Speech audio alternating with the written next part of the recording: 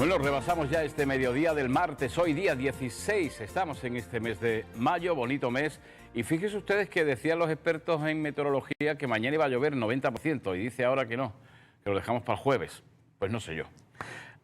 Bueno, como saben ustedes, nos encanta mirar por este mirador también el tiempo a ver qué tal. ¿Y ustedes qué tal lo están pasando? Una programación desde que despertáramos esta mañana bien temprano, que, bueno, donde la intención es seguir contándoles un poquito el día a día, lo que sigue sucediendo.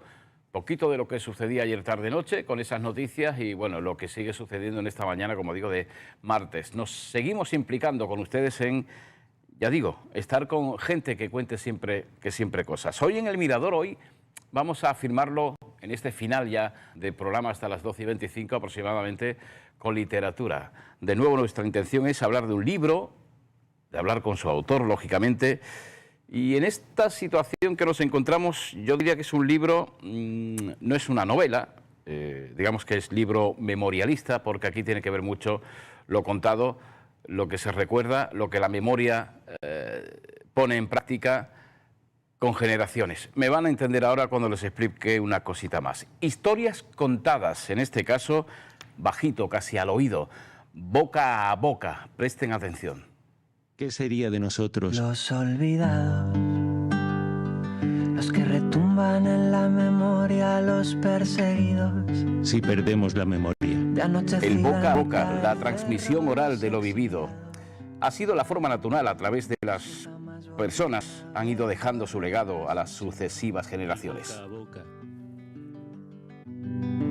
No olvidaré El hilo de lo vivido. para que haya servido de algo tanto desvelo, para que no se pierda el poema. Es el que bajo cose el pasado No olvidaré y teje nuestro futuro. para poder hablarle a mis hijos de los abuelos, para que un día al fin descansen justos los huesos.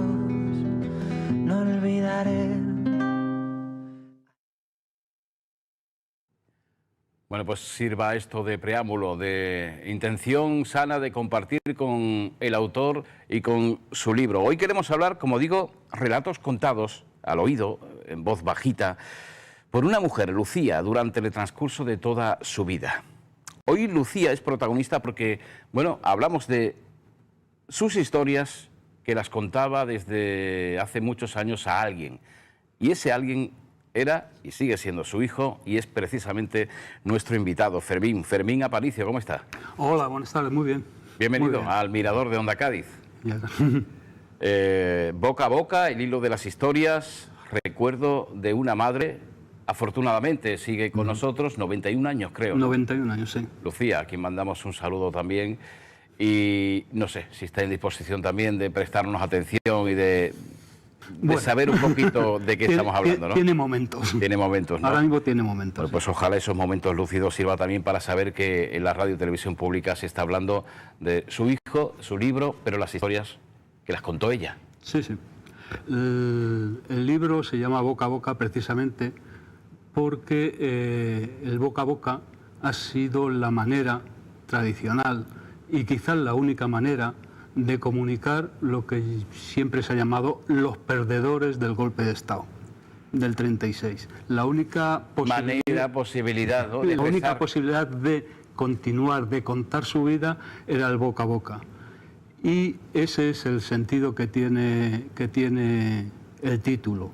Y el hilo de las historias que actúa como parte del subtítulo, del segundo título del libro, es porque Lucía, a través de este boca a boca, ha ido tejiendo lo que ha sido toda su vida, toda su experiencia, y no solamente la experiencia del golpe de Estado, el franquismo más feroz, sino Lucía sigue contando sus historias cuando puede, cuando ahora está más lúcida, pues las últimas con Ramón Tamames o con Isabel Ayuso, ella vive en Madrid, ¿no? Entonces, para que nos hagamos una idea. Entonces ha ido tejiendo lo que ha sido sus historias, la historia, para incorporarla a una historia más general, que yo creo que es lo que hace falta. El procedimiento, la forma, la narración oral, como se ha contado desde hace siglos las historias, ¿no? Sí, es tradición, además que ha sido tradición, no solamente en la literatura,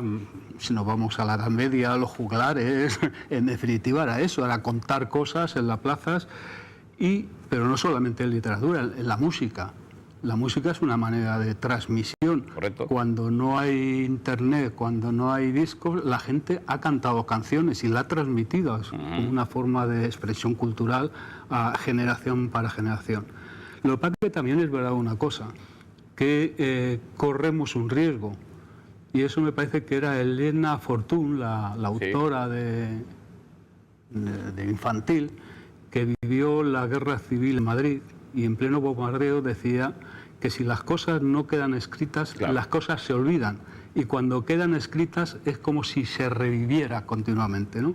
Entonces eso es importante y eso es un paso que se da con la aparición de este libro. Está claro que aun haber estado en ese momento en círculos muy cercanos a ella, en ese momento la historia se hubiese parecido, pero claro, la historia nunca hubiese sido la misma si no se escribe y si no se detalla. Efectivamente. Luego fíjate que es muy difícil, a mí me ha sido muy difícil a la hora de escribir este libro, porque yo me he tenido que poner en el pellejo de Lucía. Ajá. No era mi historia, era la suya. La de ella, claro. No era lo que yo recordaba, era lo que ella recordaba, ¿no? Con lo cual he intentado darle un protagonismo absoluto a ella y quedar yo como escritor en segundo, en tercer plano. O sea, es simplemente lo que he hecho es coser las historias y al final tenemos un relato que parte desde el nacimiento de Higinio, que es un hermano suyo, que es asesinado en el 39 y enterrado nadie sabe dónde, y termina en el año pasado o a principios de año, y esa es toda la historia en definitiva, ¿no? En ese esfuerzo de ir cogiendo trocitos, ir acumulándolos y luego dándole forma, ¿alguna coincidencia con la vida entre madre y hijo? Habría, ¿no? Total, consciente, o sea, de todo eso. O sea, claro, algunas de las historias ella me las ha contado directamente a mí. Otras historias se han repetido cíclicamente entre reuniones familiares y así se queda recogido en el libro, ¿no? Pero ya te digo, que he intentado separar al máximo posible para que sea su historia, para que sea además la historia que yo creo que también es importante. Evidentemente, Lucía es Lucía, es mi madre, pero yo creo que lo importante no es que sea su historia, es que es historia. Es historia. Como muchas mujeres, que no es casualidad, que pasaron la guerra, la posguerra, el franquismo y la democracia, con muchas mujeres que la han pasado. Pero además hay que contar una cosa, fíjate, aprovecho.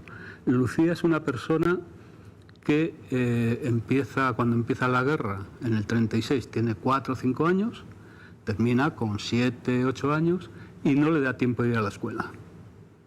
No va a la escuela. Su padre y 2 hermanos están en la cárcel. Y esperando a que regresara. Y entonces, cuando le pregunto, pero mamá, ¿por qué no has aprendido a leer y escribir? Dice, porque a mí me dijeron que iría a la escuela cuando saliera mi padre de la cárcel. Su padre murió en la cárcel. Nunca regresó. Y se ha negado siempre. Con lo cual, una manera de comunicar suya, y yo creo que se ha agudizado y además, como buena, ha sido esa. Podía haber leído, podía haber escrito, pero no sabía. Puede servir de ejemplo todo esto, ¿no? Porque cuántas madres y padres hay. Yo creo que muchos. Yo creo que, de verdad que yo creo que, a mí, hombre, evidentemente, yo digo, y no es narcisismo ni nada por el estilo, ¿no? Ni me quiero comparar. Pero yo me acuerdo una anécdota que es un reportaje, un documental que le hicieron a Dolores Ibarruri, la pasionaria. Sí, la pasionaria. Y le preguntaban por su hijo, Rubén, el que murió en el sitio de Stalingrado. Y entonces dice, y bueno, ¿y cómo era tu hijo? Y se queda Dolores pensando y dice, ¿qué quiere que te diga? Era mi hijo. Claro. Yo digo lo mismo, ¿qué quiere que te diga? Es mi madre. Entonces, a partir de ahí, cada cual que juzgue. Estamos hablando de tirar de la infancia de ella. O sea, que no... Incluso antes. O sea, quiero decir, ella recordaba cuando era niña, ¿no? Sí. No solamente lo vivido actualmente contigo como hijo. No, siempre. Ella le dio la memoria para atrás. Sí. Y es que además, fíjate, que ya te digo que el libro enlaza 2 historias.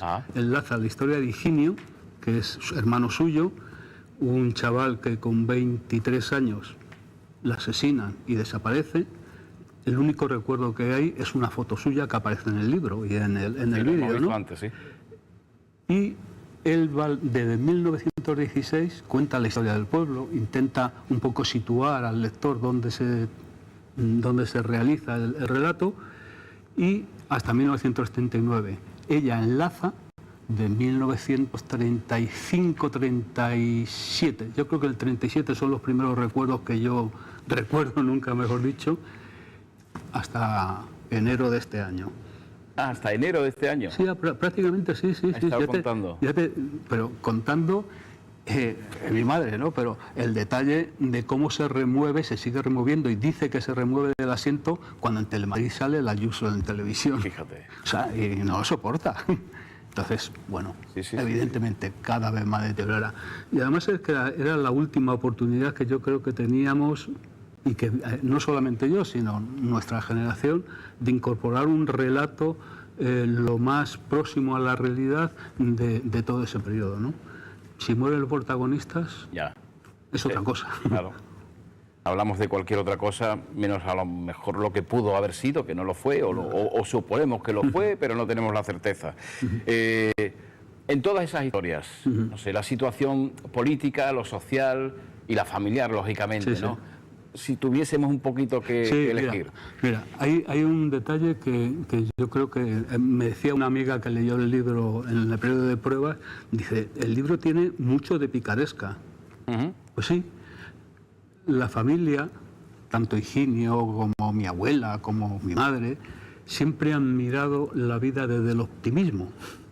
Entonces, siempre verás cuando se lea el libro como la mayoría de los relatos tienen, no es que tengan final feliz, pero tienen final de una sonrisa.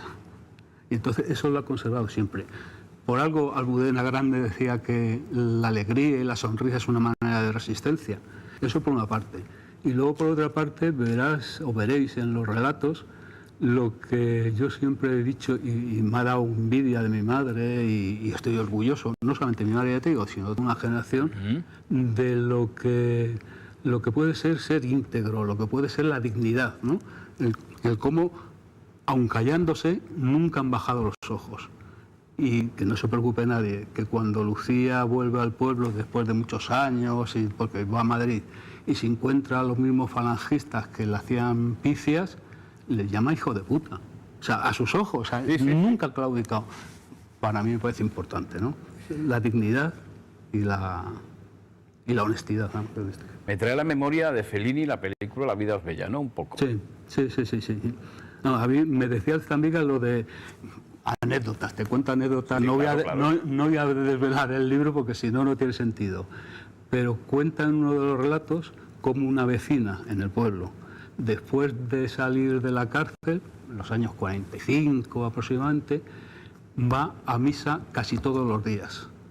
Entonces, la familia, mi abuela, mi madre era una cría todavía, le decían, pero ¿cómo es posible? ¿Cómo te han cambiado la cárcel? Entonces dice, calla, que lo que hago es que bajo a la iglesia, cuando no hay nadie, cojo el aceite de las velas, de los tal, dice, y con eso hago la cena para los críos.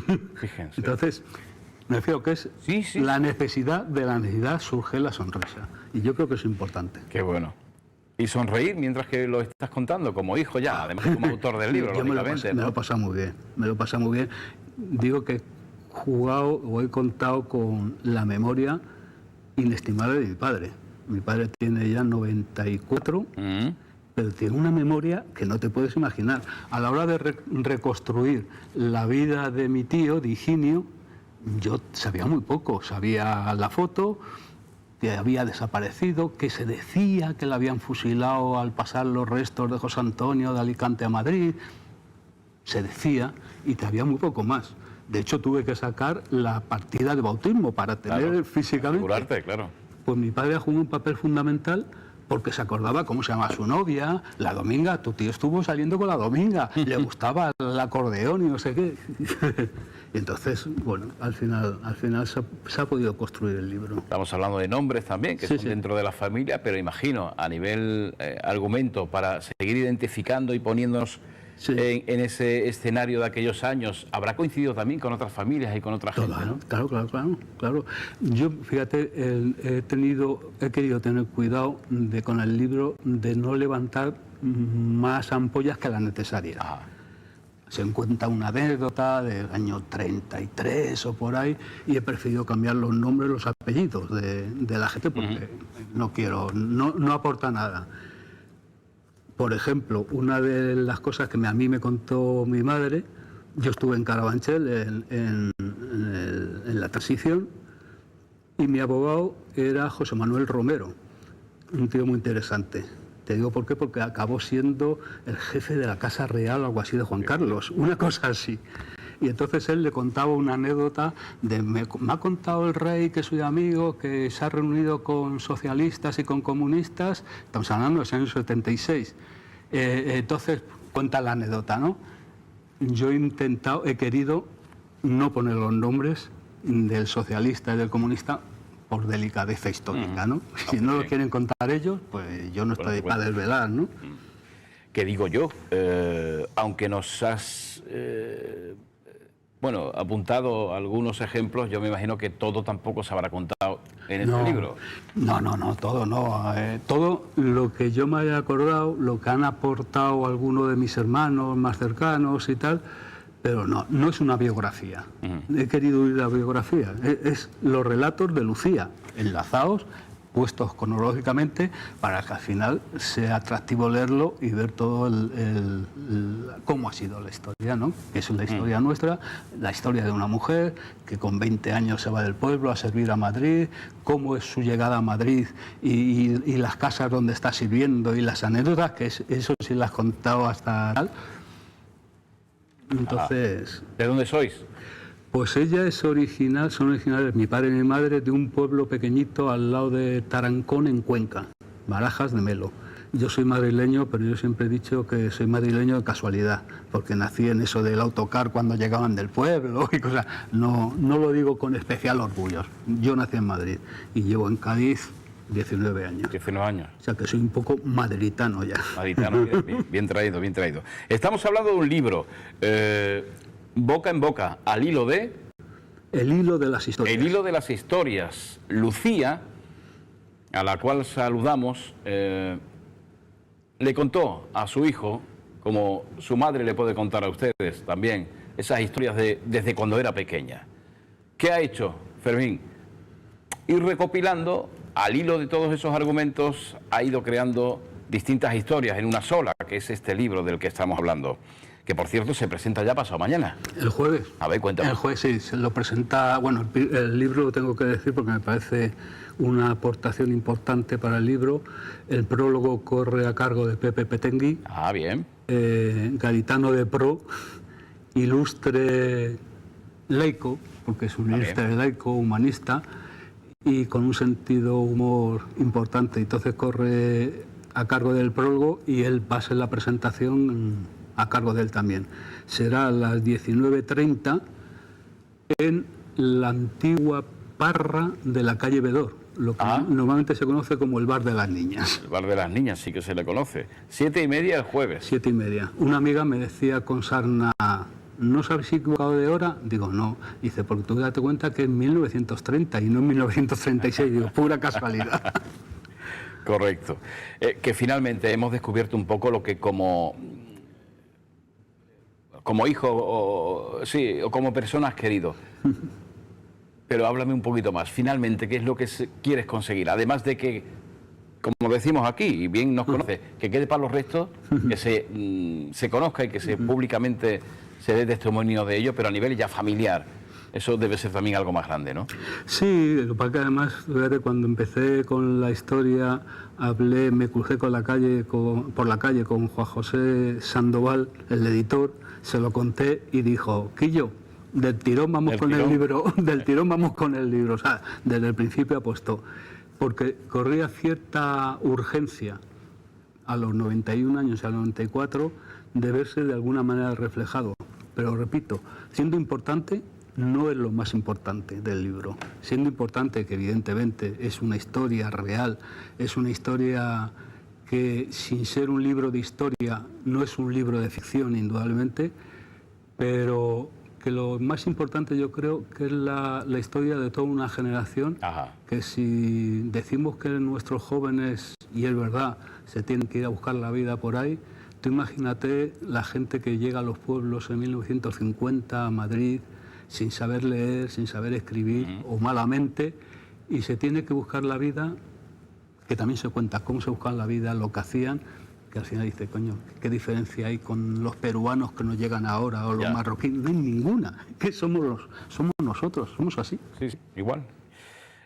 Bueno, Fermín, ahora pintor.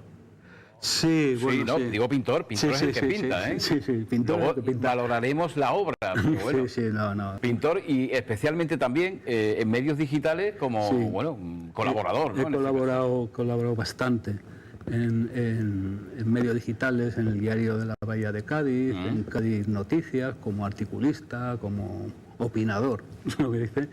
Y lo de pintor es como con muchas exposiciones a la espalda, pero me daba pánico las exposiciones. Yo creo que ahora mismo lo estoy pasando fatal con el libro por eso. A mí me gusta escribir, me gusta... Está exponiendo públicamente, claro. Ya, pero cuando llega el momento de exponerlo es cuando yo creo que es el problema, ¿no? ¿Quién ha podido revisar antes el libro? Además de la editorial, lógicamente. Mucha gente, Sí. muchas mujeres. Mi mujer, por ejemplo, Paloma. La ha revisado Paloma, Sofía, Ramona, porque mi mujer se llama de todas esas maneras, y entonces siempre tengo el chascarrillo de que son muchas personas las que han trabajado, pero sí, fundamentalmente la revisión la ha hecho Paloma y luego ya el editor. O sea, que satisfecho también por esa parte, ¿no? Absolutamente. Coincidiendo con lo que dicen los demás. Absolutamente. Paloma Hernández, a la que le mandamos un saludo, afortunado además y afortunada presencia cada vez que tenemos ocasión en la radio, aquí en Onda Cádiz, de tener esa tertulia literaria y donde ella con otras compañeras y compañeros pues venían, leía su trocito en voz alta y era mucha la gente que seguía precisamente esa manera de comunicar también, esa transmisión oral de la que hablábamos al principio de este ratito. Se quedan con el nombre de él, es Fermín Aparicio Sáez. Sáez. Correcto. Boca a boca, al hilo de las historias. Digo, bien, queríamos agradecer que estuvieses aquí, a Paloma igualmente por ese detalle de, aún no tener esa tertulia literaria, pues estar siempre pendiente y contándonos un poquito lo que acontece en el mundo literario en nuestra capital. Y sin duda alguna, cuando la veas le das un beso de nuestra parte a Lucía, ¿eh? Y ojalá en ese momento te sonría y digas... Han hablado por la televisión también de esas historias. Muchas gracias. Sería maravilloso. Y que esa emoción que tienes ahora mismo, que la sentimos también desde aquí, es la que queremos transmitir y compartir con tanta gente que nos sigue. Lo dicho, Fermín, felicidades. Recordamos, gracias. Y la invitación a esa cámara de ahí para el próximo jueves. Pues el próximo jueves 18, a las 7:30 de la tarde, en el bar Las Niñas del Vedor, pasaros y nos tomamos un algo y nos reiremos seguro, porque el libro tiene muchas anécdotas. Estáis invitados todos. Somos testigos de las anécdotas. Fermín, hasta un próximo día. Felicidades. Gracias. Y ya saben ustedes, el boca a boca, que desde siglos ha servido para transmitir de generaciones a generaciones lo que ha pasado, lo que ha ocurrido. Afortunados somos de tener escritores. En este caso no era su intención ser escritor, pero ya lo es, aunque él no lo reconozca. Pero sí quedan escritas para poderla leer y vivir nuevamente cada vez que haga falta. Hacemos pausa en el Mirador, terminamos, pero pausa digo nuestra programación porque son otros argumentos los que llaman a la puerta. Así que mañana contaremos mucho más. Son otras compañeras y compañeros quienes pretenden, bueno, pues estar a la altura. Espero haber estado también hoy, también con Marta Tocón en este programa que cierra esta mañana la puerta, como digo. Hasta entonces, adiós.